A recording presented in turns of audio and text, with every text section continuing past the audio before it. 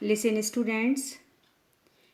Yesterday we read about the Belgium and Sri Lanka. Now, at this time, we will see the figure of Belgium. In the yellow part, you can see Flemish area. यहाँ पर Dutch speaking लोग ज़्यादा मिलते हैं. You can see the red part of Wallonia, French speaking people. And in the middle part, you can see Brussels, the capital of Belgium. पिछले chapter में हमने देखा, चैप्टर का जो फर्स्ट पार्ट था या फर्स्ट वीडियो हम कहें, उसमें हमने दो चीज़ों पे बहुत ज़्यादा गौर किया. वो गौर ये था कि श्रीलंका, जहाँ पर कम्युनिटी वाइज आप देख सकते हैं, जो सिहला येलो पोर्शन आप देखेंगे यहाँ फिगर में, तो जो सिहला लैंग्वेज है उसको बहुत ज़्यादा इम्पोर्टेंस दिया गया और उसको ऑफिशियल लैंग्वेज बना दिया गया, जिसकी वजह से वहाँ पर सिविल वार हुआ. अब आप पूछ सकते हैं, आपको समझ में आए कि मतलब सिविल वार क्या होता है. तो देखेंगे ज़रा सिविल वार को. सिविल वार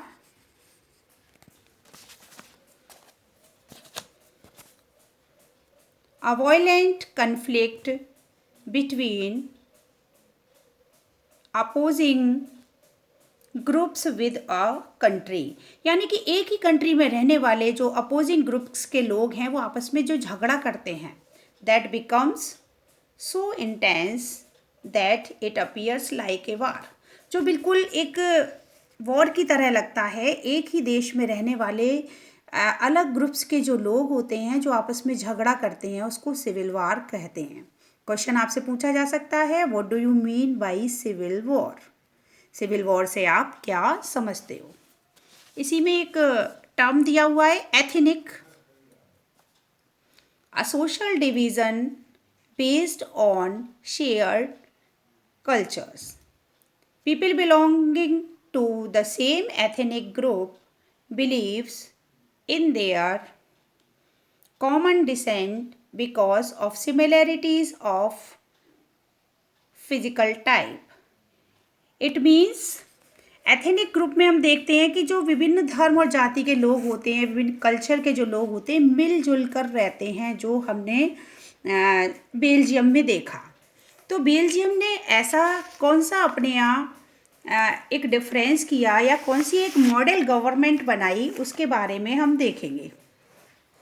बेल्जियम ने अपनी जो गवर्नमेंट है उसमें कुछ चेंजेस किए. देखेंगे ज़रा. Belgium consist of 4 models of government.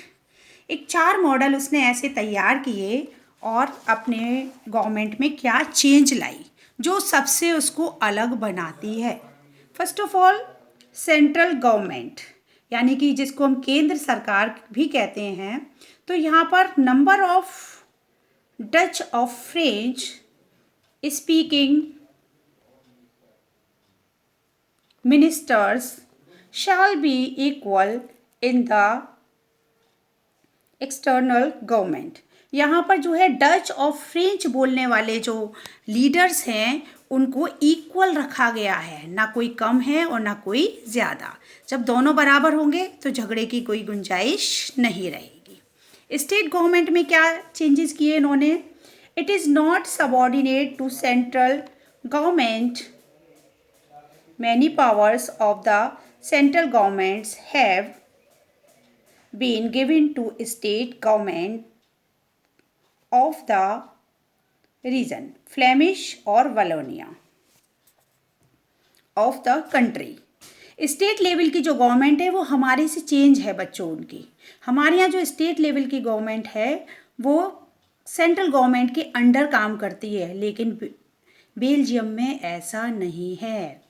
यहाँ पर सेंट्रल गवर्नमेंट ने स्टेट लेवल की गवर्नमेंट को बहुत सारी पावर्स दी हुई हैं, जिससे वो लोग अच्छे ढंग से काम करते हैं, यानी कि उन पर किसी तरह का कोई दबाव नहीं है. A separate government in Brussels In this government, both Dutch and French communities have equal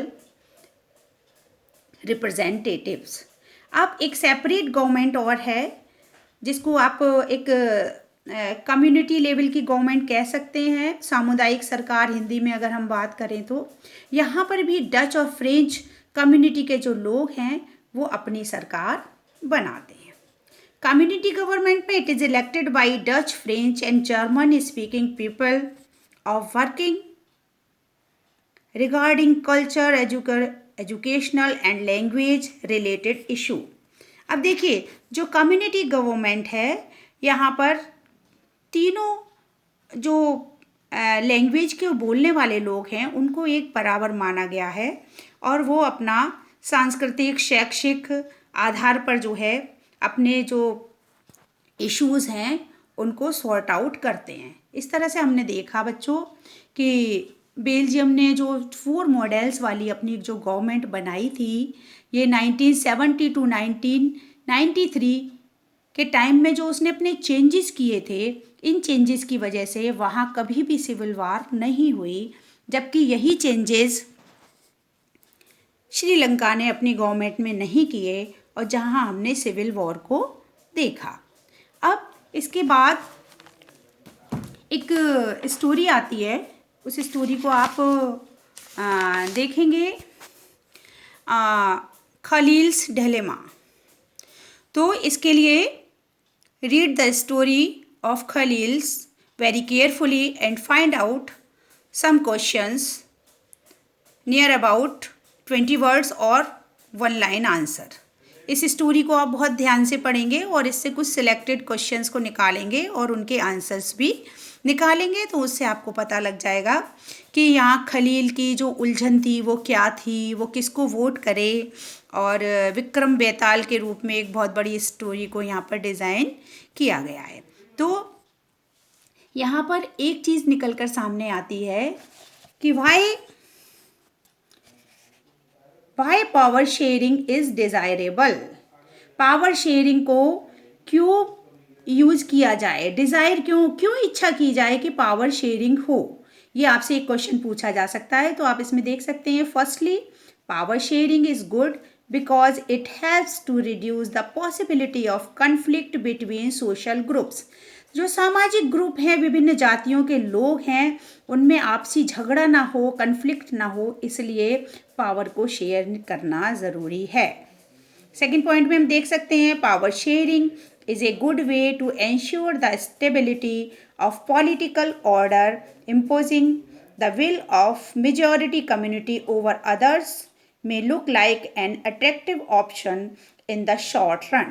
It means यहाँ पर सभी को आज़ादी है, ऐसा नहीं है कि जो छोटी कम मतलब कहना चाहिए जो मेजॉरिटी वाले हैं वो जो अल्पसंख्यक हैं या कम लोग हैं, माइनॉरिटी वाले हैं, उन पर किसी तरह का दबाव बनाएं। इंडिया में आप देख सकते हैं चाहे माइनॉरिटी के लोग हों या मेजॉरिटी के लोग हों, ऑलवेज यही कहा जाएगा वी आर ऑल इंडियंस। आज का यही वीडियो हम ख़त्म करते हैं और इसके साथ ही आपको कुछ ऐसा रिटन पार्ट भी देंगे जिसमें कुछ क्वेश्चंस होंगे, वो आपको पिक्चर के रूप में मिलेंगे और उनको आप अपनी कॉपी बनाइए और very short type question search करिए और देन जो मैं आपको क्वेश्चंस दे रही हूँ उनको नोट डाउन भी कीजिए। Thank you.